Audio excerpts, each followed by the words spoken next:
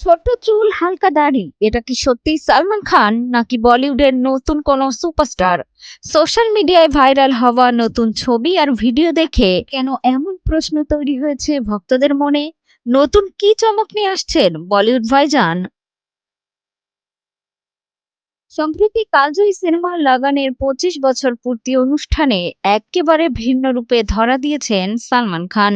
সেখানে বলিউডের একাধিক জনপ্রিয় তারকা থাকলেও পাপারাজ্জিদের ক্যামেরার ফোকাস নিজের দখলে নেন সালমান। এই লুক সামনে আসতেই ভক্তদের মধ্যে শুরু হয়েছে জল্পনা। অনেকের ধারণা পরিচালক বাংশী পাইদিপল্লির নতুন আসন্ন সিনেমা SVC63 এর জন্যই নিজেকে নতুন ভাবে প্রস্তুত করছেন সালমান।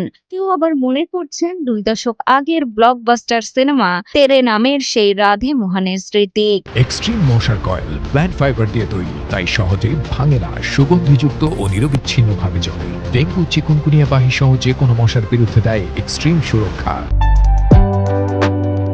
কাজের দিক থেকেও ব্যস্ত সময় পার করছেন ভাইজান। চলতি বছরের মার্চে দিয়েছেন নতুন সিনেমার ঘোষণা, যেখানে তার বিপরীতে অভিনয় করবেন নয়নতারা। প্রথমবারের মতো জুটি বাঁধবেন জনপ্রিয় দুই তারকা। যদিও সিনেমার গল্প নিয়ে প্রকাশ্যে আসেনি কোনো তথ্য। সালমান খানের নতুন এই লুক দেখে ভক্তদের প্রত্যাশা হয়েছে আকাশ ছোঁয়া।